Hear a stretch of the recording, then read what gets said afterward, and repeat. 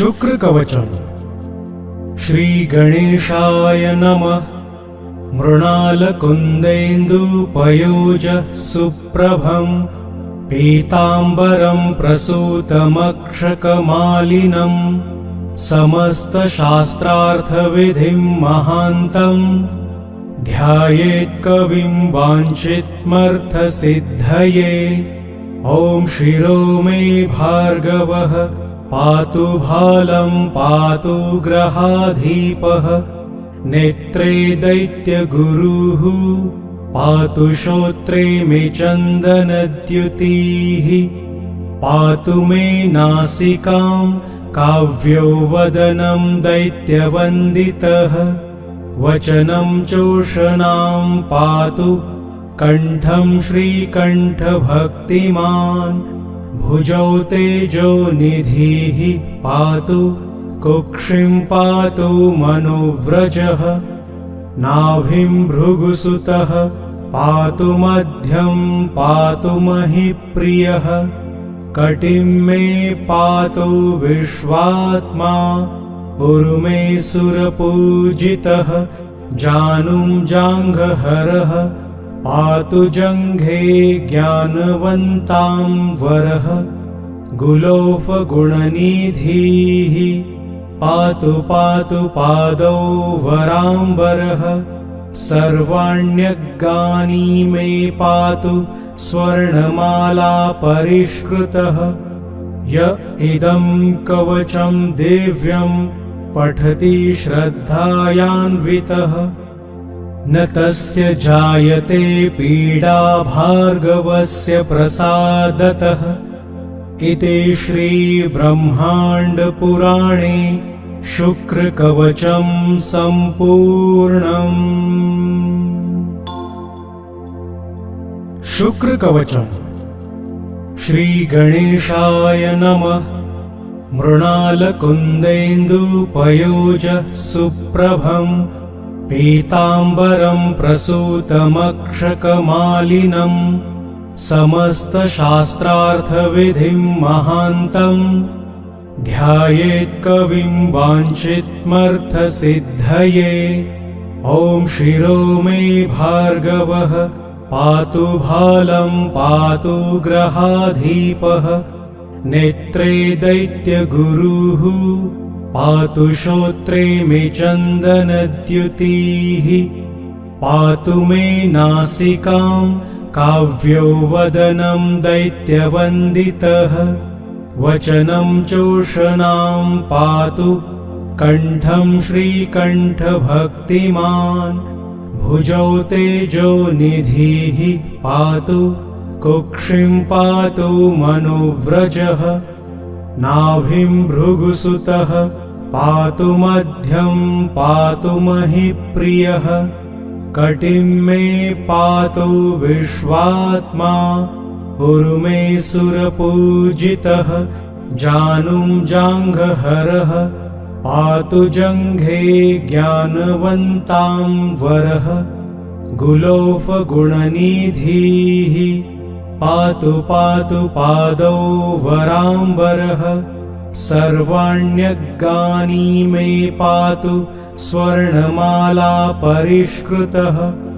य इदं कवचं दिव्यं पठति श्रद्धायान्वितः न तस्य जायते पीडा भार्गवस्य प्रसादतः। इति श्रीब्रह्माण्डपुराणे शुक्रकवचं सम्पूर्णम्। शुक्रकवचम्। श्रीगणेशाय नमः। मृणालकुन्देन्दुपयोज सुप्रभं पीताम्बरं प्रसूतमक्षकमालिनं समस्तशास्त्रार्थविधिं महान्तं ध्यायेत्कविं वाञ्छितमर्थसिद्धये। ॐ शिरो मे भार्गवः पातु भालं पातु ग्रहाधीपः।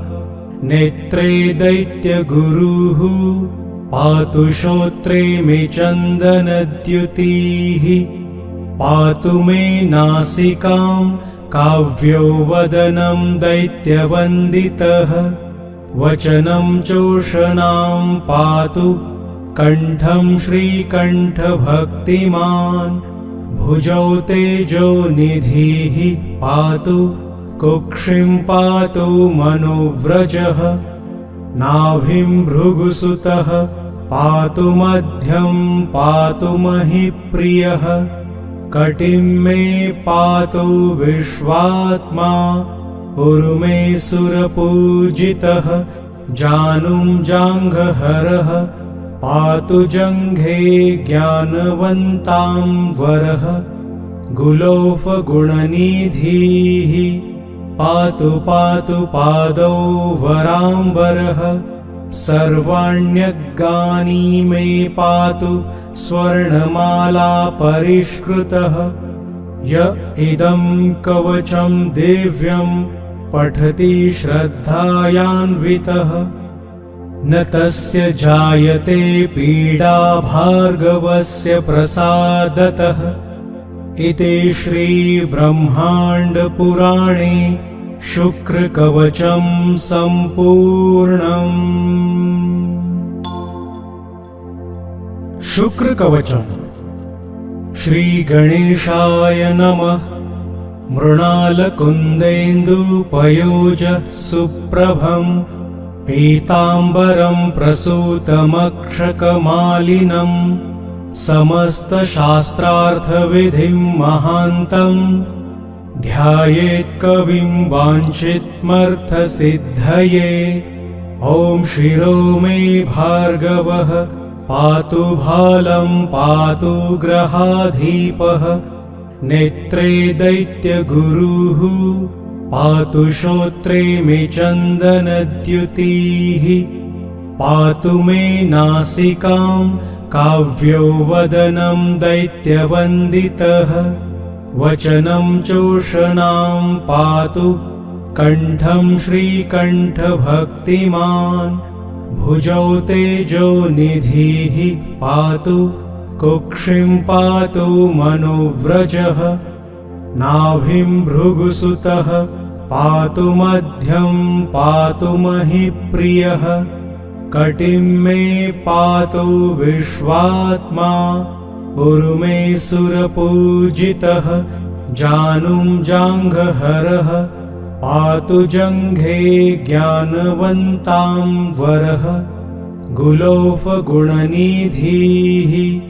पातु पातु पादौ वराम्बरः सर्वाण्यग्गानि मे पातु स्वर्णमाला परिष्कृतः य इदं कवचं दिव्यं पठति श्रद्धायान्वितः न तस्य जायते पीडा भार्गवस्य प्रसादतः इति श्रीब्रह्माण्डपुराणे शुक्रकवचं सम्पूर्णम्। शुक्रकवचम्। श्रीगणेशाय नमः। मृणालकुन्देन्दुपयोज सुप्रभं पीताम्बरं प्रसूतमक्षकमालिनं समस्तशास्त्रार्थविधिं महान्तं ध्यायेत्कविं वाञ्छितमर्थसिद्धये। ॐ शिरो मे भार्गवः पातु भालं पातु ग्रहाधीपः नेत्रे दैत्यगुरुः पातु श्रोत्रे मे चन्दनद्युतिः पातु मे नासिकां काव्यो वदनं दैत्यवन्दितः वचनं चोषणां पातु कण्ठं श्रीकण्ठभक्तिमान् भुजौ तेजो निधिः पातु कुक्षिं पातु मनोव्रजः नाभिं भृगुसुतः पातु मध्यं पातु महीप्रियः कटिं मे पातु विश्वात्मा उर्मे सुरपूजितः जानुं जाङ्घहरः पातु जङ्घे ज्ञानवन्तां वरः गुलोफगुणनिधिः पातु पातु पादौ वराम्बरः सर्वाण्यग्गानि मे पातु स्वर्णमाला परिष्कृतः य इदं कवचं दिव्यं पठति श्रद्धायान्वितः न तस्य जायते पीडा भार्गवस्य प्रसादतः इति श्रीब्रह्माण्डपुराणे शुक्रकवचं सम्पूर्णम्। शुक्रकवचम्। श्रीगणेशाय नमः। मृणालकुन्देन्दुपयोज सुप्रभं पीताम्बरं प्रसूतमक्षकमालिनं समस्तशास्त्रार्थविधिं महान्तं ध्यायेत्कविं वाञ्छितमर्थसिद्धये।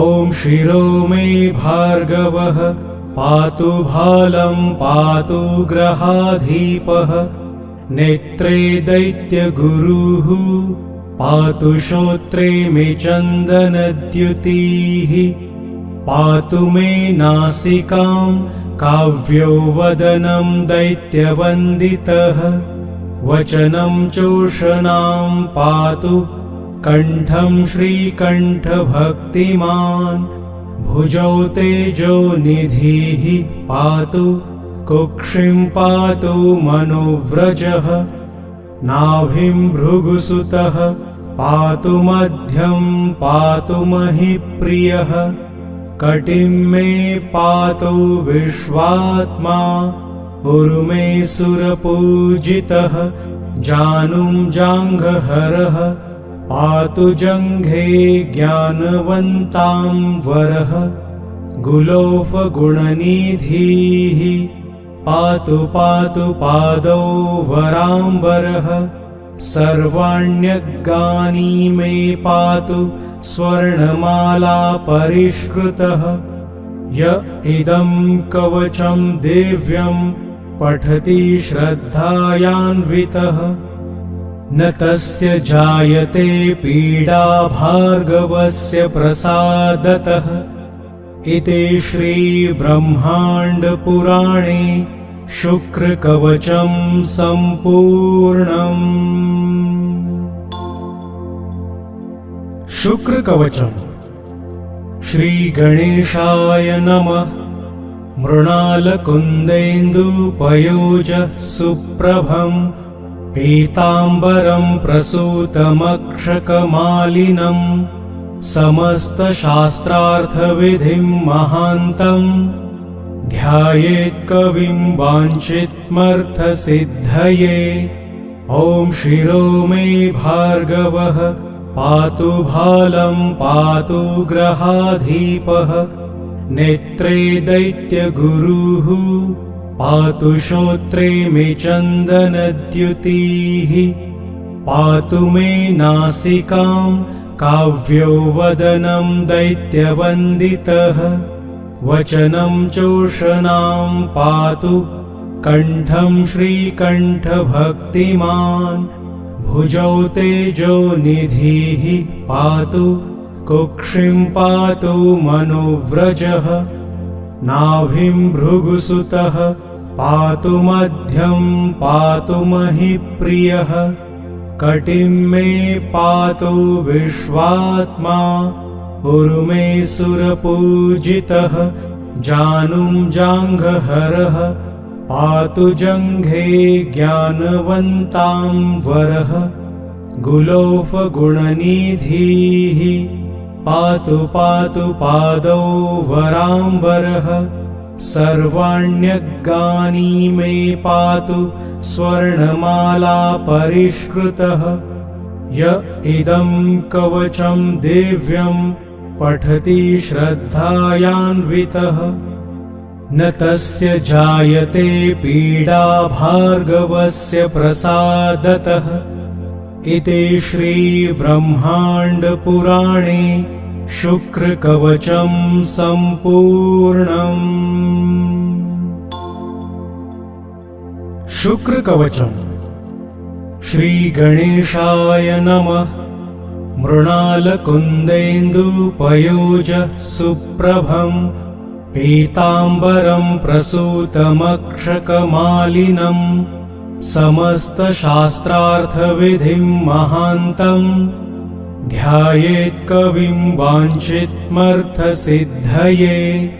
ॐ शिरो मे भार्गवः पातु भालं पातु ग्रहाधीपः। नेत्रे दैत्यगुरुः पातु श्रोत्रे मे चन्दनद्युतिः।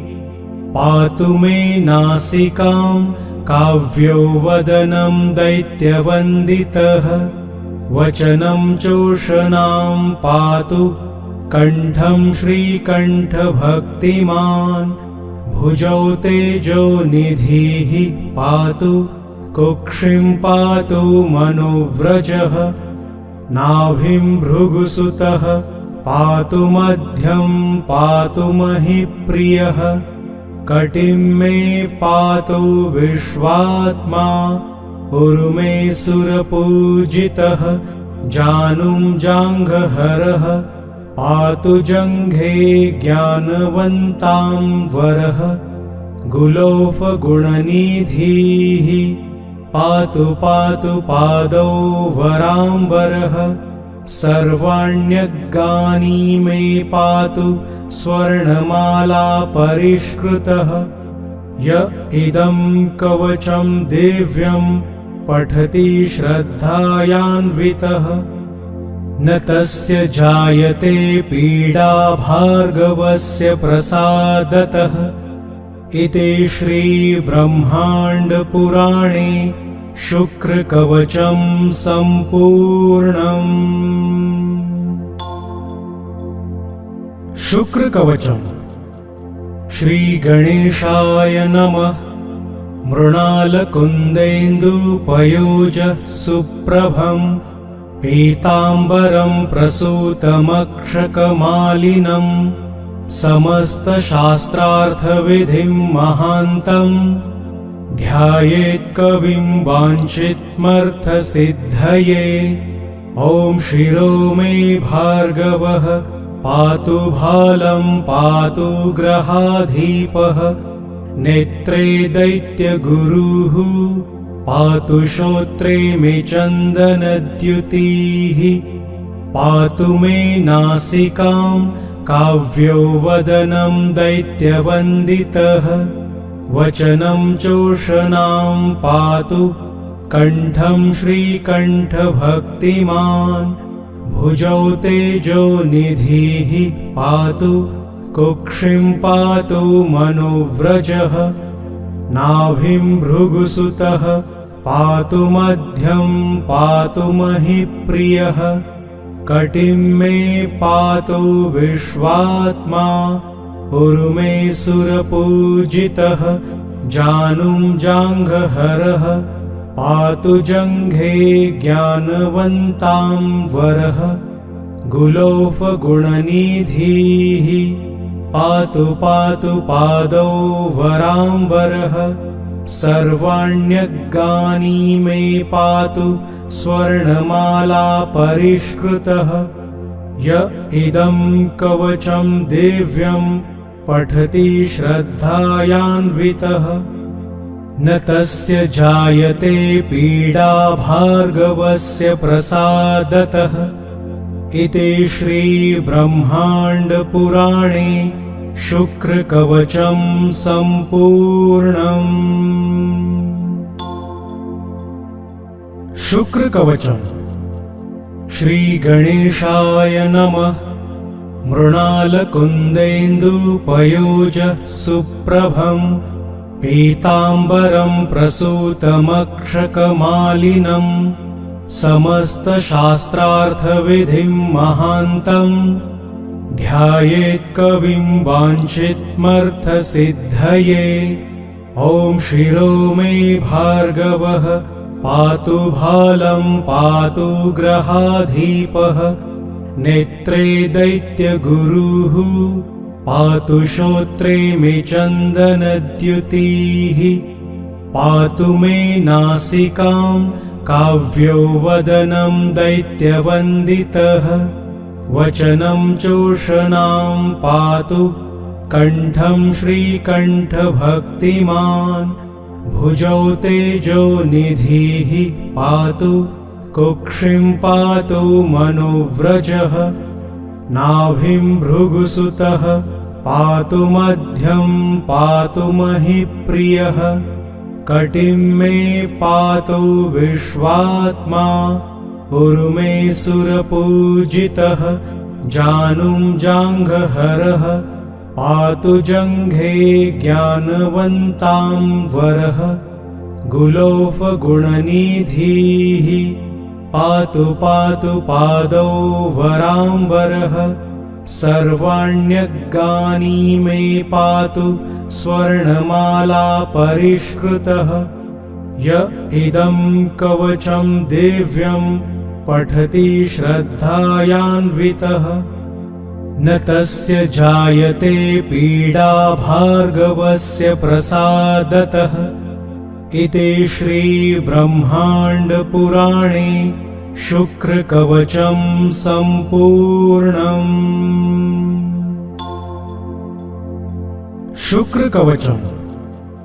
श्रीगणेशाय नमः। मृणालकुन्देन्दुपयोजः सुप्रभम् पीताम्बरं प्रसूतमक्षकमालिनं समस्तशास्त्रार्थविधिं महान्तम् ध्यायेत्कविं वाञ्छितमर्थसिद्धये।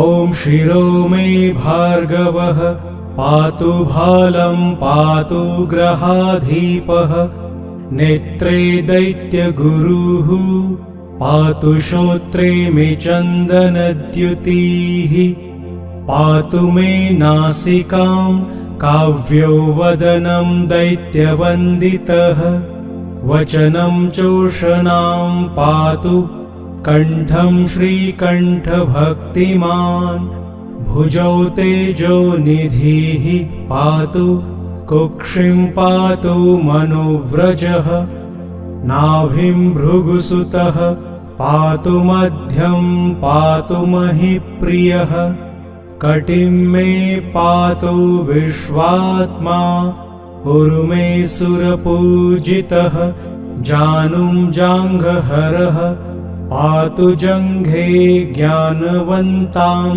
वरः गुलोफगुणनिधिः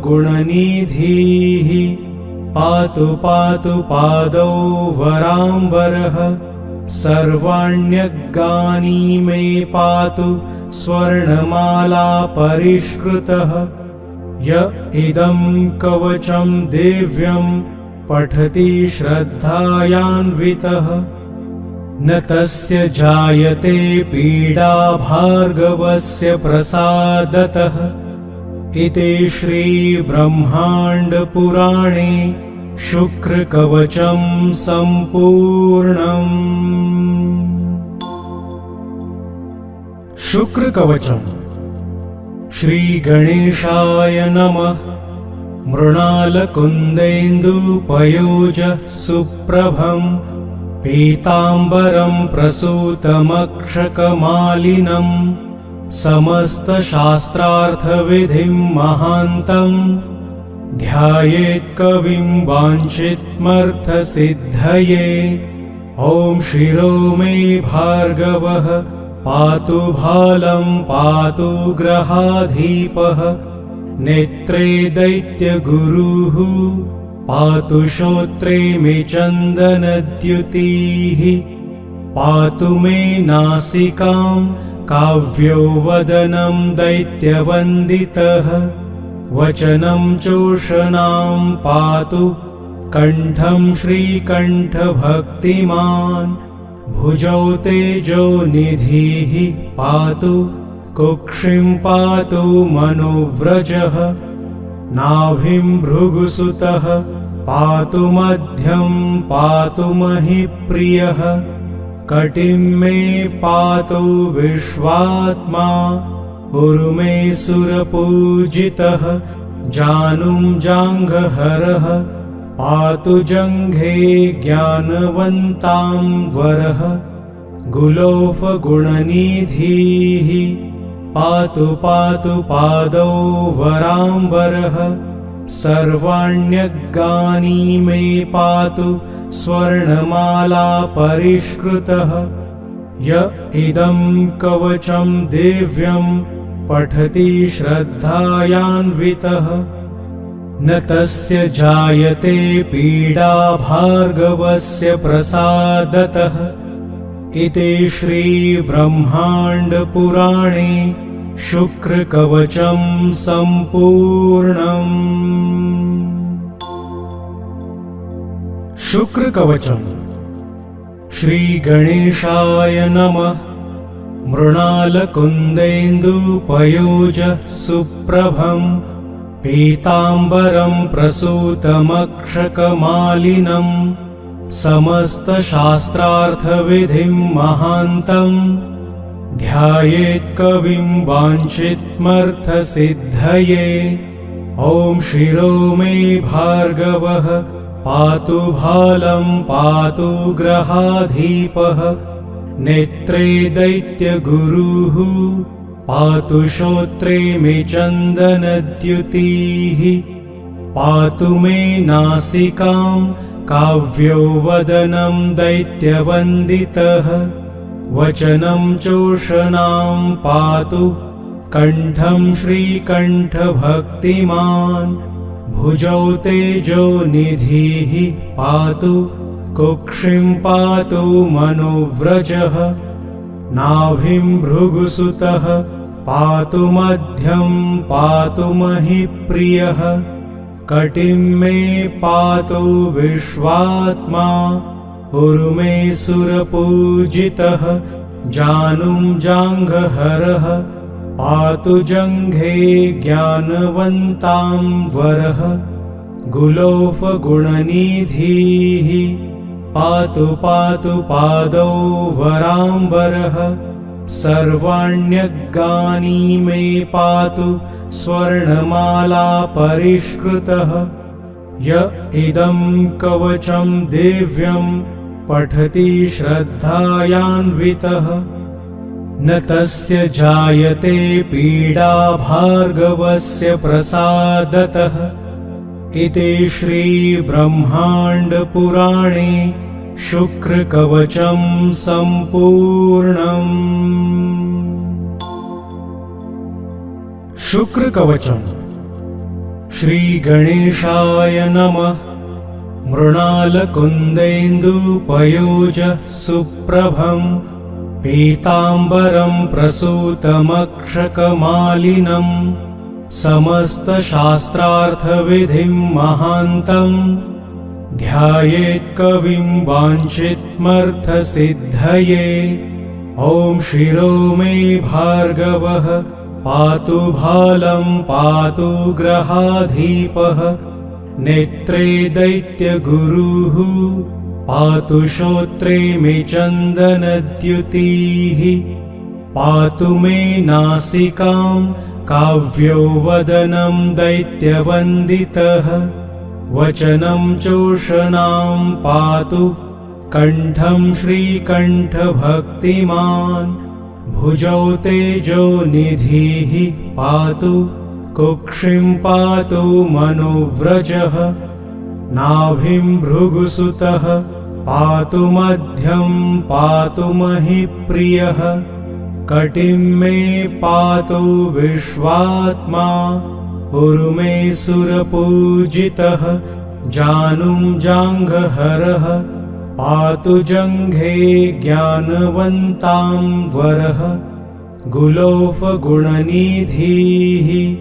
पातु पातु पादौ वराम्बरः सर्वाण्यग्गानि मे पातु स्वर्णमाला परिष्कृतः य इदं कवचं दिव्यं पठति श्रद्धायान्वितः न तस्य जायते पीडा भार्गवस्य प्रसादतः इति श्रीब्रह्माण्डपुराणे शुक्रकवचं सम्पूर्णम्।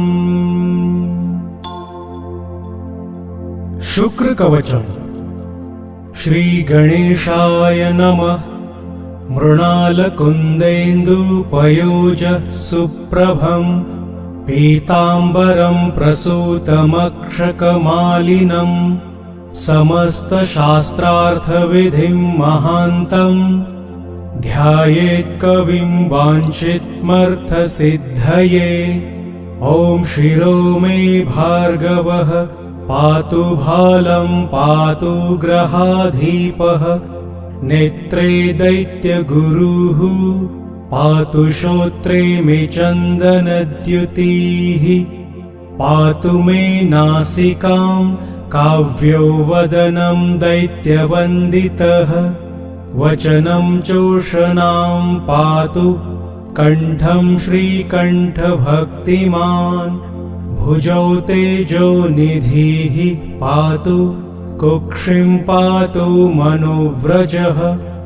नाभिं भृगुसुतः पातु मध्यं पातु महीप्रियः। कटिं मे पातु विश्वात्मा उर्मे सुरपूजितः। जानुं जाङ्घहरः पातु जङ्घे ज्ञानवन्तां वरः। गुलोफगुणनिधिः पातु पातु पादौ वराम्बरः। सर्वाण्यग्गानि मे पातु स्वर्णमाला परिष्कृतः। य इदं कवचं दिव्यं पठति श्रद्धायान्वितः न तस्य जायते पीडा भार्गवस्य प्रसादतः। इति श्रीब्रह्माण्डपुराणे शुक्रकवचं सम्पूर्णम्। शुक्रकवचम्। श्रीगणेशाय नमः। मृणालकुन्देन्दुपयोज सुप्रभं पीताम्बरं प्रसूतमक्षकमालिनं समस्तशास्त्रार्थविधिं महान्तं ध्यायेत्कविं वाञ्छितमर्थसिद्धये। ॐ शिरो मे भार्गवः पातु भालं पातु ग्रहाधीपः नेत्रे दैत्यगुरुः पातु श्रोत्रे मे चन्दनद्युतिः। पातु मे नासिकां काव्यो वदनं दैत्यवन्दितः वचनं चोषणां पातु कण्ठं श्रीकण्ठभक्तिमान्। भुजौ तेजो निधिः पातु कुक्षिं पातु मनोव्रजः। नाभिं भृगुसुतः पातु मध्यं पातु महीप्रियः। कटिं मे पातु विश्वात्मा उर्मे सुरपूजितः। जानुं जाङ्घहरः पातु जङ्घे ज्ञानवन्तां वरः। गुलोफगुणनिधिः पातु पातु पादौ वराम्बरः। सर्वाण्यग्गानि मे पातु स्वर्णमाला परिष्कृतः। य इदं कवचं दिव्यं पठति श्रद्धायान्वितः न तस्य जायते पीडा भार्गवस्य प्रसादतः। इति श्रीब्रह्माण्डपुराणे शुक्रकवचं सम्पूर्णम्।